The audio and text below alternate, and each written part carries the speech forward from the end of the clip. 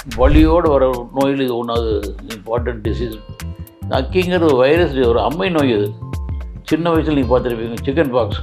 சின்ன வயசு இப்படி பார்த்தீங்கன்னா வந்து ஒரு பேண்ட் இப்படி போட்டு வர ஒரு நிறைய ரெட் பேட்ச் வரும். கொஞ்சம் சின்ன சின்ன வெசிக்கல்ஸ் கொப்பளம் வரும். ஒரு சில பேருக்கு அந்த டார்சல் ரூட் கேங்லியான் நரம்பு முடிச்சுட்டு போய் தங்கிக்கும் பின்னால் வச்சுங்களேன். அது அப்படியே இருந்துகிட்ருக்கும். ஒரு 70-80 இயர்ஸ் ஆனபோது அது எப்போது நம்மளுக்கு இம்யூனிட்டி குறையும் போது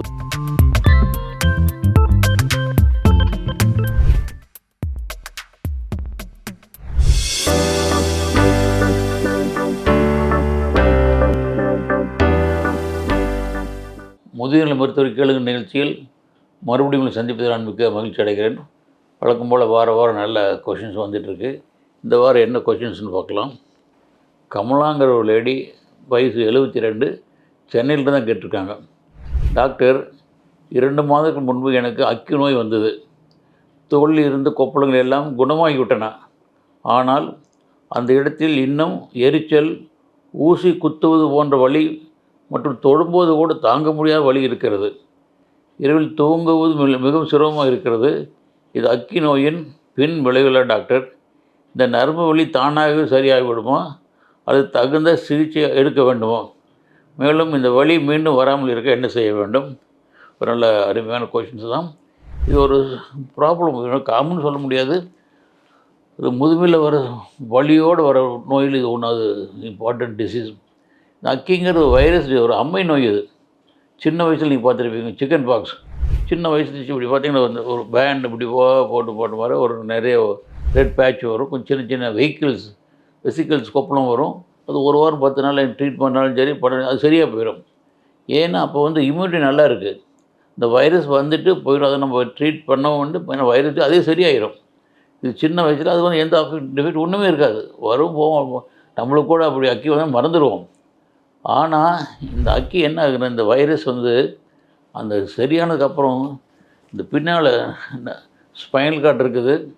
2 போனுக்கு நடுவில் ஒரு நரம்பு வந்து செக்மெண்டே வந்துட்டுருக்கும். ஒரு சில பேருக்கு அந்த டார்சல் ரூட் கேங்லியான் நரம்பு முடிச்சுட்டு போய் தங்கிக்கும் பின்னால் வச்சுங்களேன். அது அப்படியே இருந்துகிட்ருக்கும். ஒரு 70-80 இயர்ஸ் ஆனபோது அது எப்போது நம்மளுக்கு இம்யூனிட்டி குறையும் போது, அது நம்ம வயசான போதோ, இல்லை நம்மளுக்கு சுகர் கண்ட்ரோல் இல்லாமல் இருக்கும்போதோ, இல்லை ஸ்டீராய்ட்ஸ் மாத்திரை சாப்பிடும்போதோ, இல்லை வந்து கேன்சர் இருக்குதோ, இல்லை கேன்சர் மாதிரி இந்த மாதிரி பல கண்டிஷனில் நம்மளுக்கு இம்யூனிட்டி குறைஞ்சிடும். அப்போ இம்யூனிட்டி குறைஞ்சி என்ன ஆகுன்னா, இந்த கேங்லியான் இருந்த வைரஸ் போது அப்படியே நரம்பு வழி ஸ்ப்ரெட் ஆகி ஃப்ளேரப் ஆகி ஒரு சின்ன கொப்பளமாக வரும். இதுதான் அந்த வெசிக்கல் சின்ன ஒரு ரெட் பேட்ச் மாதிரி இருக்கும். அப்புறம் வந்து கொஞ்சம் சிகப்பாக இருக்கிற மாதிரி இருக்கும். சிகப்பாக இருக்கிற கொஞ்சம் அரிப்பு, வலி, எரிச்சலாக இருக்கும். அப்புறம் 2-3 நாள் பார்த்து சின்ன கொப்பளங்கள் வந்துடும். இந்த கொப்பளங்கள் வந்து அது ஒரு 4 நாள் சரியாயிடும். அப்புறம் எல்லாம் கீழே அப்புறம் பார்த்தா, அப்போ கமலா நீங்கள் சொல்கிற மாதிரி சிவியர் பெயினாக ரொம்ப சிவியராக இருக்கும். ஒரு எலக்ட்ரிக் ஷாக் அடிக்கிற மாதிரி இருக்கும். அது ரொம்ப பெயின்ஃபுல் கண்டிஷன்ஸ். அப்போ இந்த வெசிக்கல்ஸ் எல்லாம் டிஸப்பியர் ஆகிடும், எதுவுமே இருக்காது. ஆனால் அந்த வலி மட்டும் ரொம்ப சிவியராக இருக்கும். இதைத்தான் நீங்கள் சொல்கிற மாதிரி போஸ்ட் ஹெர்பட்டிக் நியூராலஜின்னு சொல்லுது. இந்த வைரஸ் வந்து போனதுக்கப்புறம் ஏற்படக்கூடிய நர்வு சார்ந்த வலி. இது என்ன இம்பார்ட்டன்ட்னா, இது நர்வ் செக்மெண்ட் இப்படி தான் வரணும். It never cross segment. இங்கே ஒரு அட்டாக் இப்படி வரும். It never cross the Medline. நீங்கள் ஈஸியாக டயக்னோஸ் பண்ணிடலாம். ஒரு அக்கி வந்து இப்படி வந்துட்டு இதோடு நின்று போயிடும். It never cross the midline. இப்போ 2 பக்கம் வந்துச்சுன்னா அது அக்கி இல்லை அது மாறுபட்ட அக்கின்னு சொல்லலாம். ஸோ கிளாசிக்கலாக ஒரு பக்கம் தான் வரும். ஸோ உங்களுக்கு வந்தது கிளாசிக்கல் அக்கி தான், சரியாயிடுச்சு. ஆனால் இது வந்து சிவியர் போஸ்ட் ஹெர்பட்டிக் நியூராலஜியா. இது எல்லாத்துக்கும் வரதில்லை. சில பேர்த்துக்கு சிவியர் பெயின் வரும். இது வராமல் என்ன முன்னெச்சரிக்கை இருக்குன்னா, சப்போஸ் உங்களுக்கு பிகினிங்லேயே ஏர்லி ஸ்டேஜ்லேயே ஒரு ரெட் பேட்ச்சு, ஒரு சின்ன வெஹிக்கிள் வரும்போது உடனே டாக்டர் கன்சல்ட் பண்ணிங்கன்னா அவங்க ஆன்டிவைரல் ட்ரக் கொடுத்து கம்ப்ளீட் சரி பண்ணிடுவார். அப்போது உங்களுக்கு வந்து அந்த நியூராலஜி பெயின் வராது. கொஞ்சம் டிலே ஆகி 1 வாரம் 2 வாரம் கழித்து நீங்கள் போனீங்கன்னா அப்போ வெசிகல்ஸ் எல்லாம் போயிருக்கும். ஆனால் அந்த நரம்பு ரொம்ப பாதிப்பு ஏற்பட்டிருக்கும். அப்போ தான் சிவியர் பெயின் வரும். அதுக்கு வந்து நிறைய இப்போ லேட்டஸ்ட் ட்ரக்ஸ் எல்லாம் வந்துருக்கு. கேபாலின், ப்ரிகேபலின், கேபான்டின், நிறைய ட்ரக்லாம் வந்துருக்கு. அப்புறம் ஒரு ஆன்டிபயோட்டிக் வந்துருக்கு, பெயின் கில்லர் வந்துருக்கு, எவ்வளோ வந்துட்டுருக்குது. அது ட்ரீட் பண்ணலாம். சில பேர் ரொம்ப சிவியர் ஆகி அந்த லோக்கல் நர்வை கூட ரிசெக்ட் பண்ணிடுறாங்க. ஆப்ரேஷன் கூட பண்ணி நர்வை இது பண்ணுறாங்க. இப்படி பல ட்ரீட்மெண்ட்லாம் இருக்குது. ஸோ உங்களுக்கு வர்றது போஸ்ட் ஆப் நியூராலஜியாக தான். இது இப்போ மருந்து இருக்குது, ட்ரை பண்ணி பாருங்கள். ஆனால் இப்போ என்ன லேட்டஸ்ட் அப்படின்னா, ஒரு வேக்சினேஷன் வந்திருக்கு.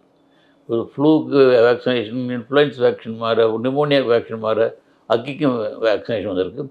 இது வந்து எல்லாத்தையும் ரெக்கமெண்ட் பண்ணுறதில்ல.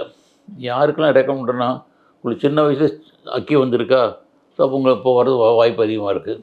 இல்லை வந்து ஜஸ்ட்டு உங்களுக்கு மேலே சொன்ன நோய்கள் இம்யூனிட்டி குறைவான்னு சொன்ன பாருங்கள், சுகரு, கேன்சர் இது மாதிரி உங்களுக்கு நீங்கள் போட்டுக்க நல்லது. ஸோ எல்லோரும் அக்கிக்கு இன்ஜெக்ஷன் போடணும் அவசியம் கிடையாது. யாராருக்கெல்லாம் நோய் எதிர்ப்பு சக்தி குறைவாக இருக்குல்ல அவங்க போட்டுக்கலாம். இது இன்ஜெக்ஷன் வந்து 2 இன்ஜெக்ஷன் போடணும். முதல்ல ஒரு ஊசி போட்டு 1 மாதம் கழித்து 2 இன்ஜெக்ஷன் போட்டுக்கலாம். அதுக்கப்புறம் இந்த இதெல்லாம் போட்டு என்ன அட்வான்டேஜ்னால், நம்ம அக்கி வந்தாலும் ரொம்ப மைல்டாக வந்துட்டு போயிடும்.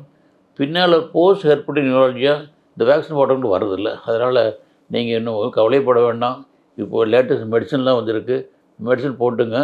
வேணும்னா டாக்டர் கன்சல்ட் பண்ணி நீங்கள் வேக்சின் போட்டுக்கலாம். நன்றி, வணக்கம். உங்களுடைய சந்தேகங்களை ஸ்க்ரீனில் தெரியும் இந்த நம்பருக்கு வாட்ஸ்அப்பில் அனுப்புங்கள். நான் அதுக்கு தக்க பதிலை சொல்லுகிறேன். இது பூங்காற்று, நாளை நல்வாழ்விற்கான வழிகாட்டி. தொடர்ந்து இந்த மாதிரி வீடியோக்களை பார்க்க பூங்காற்று சேனல் சப்ஸ்கிரைப் பண்ணுங்கள்.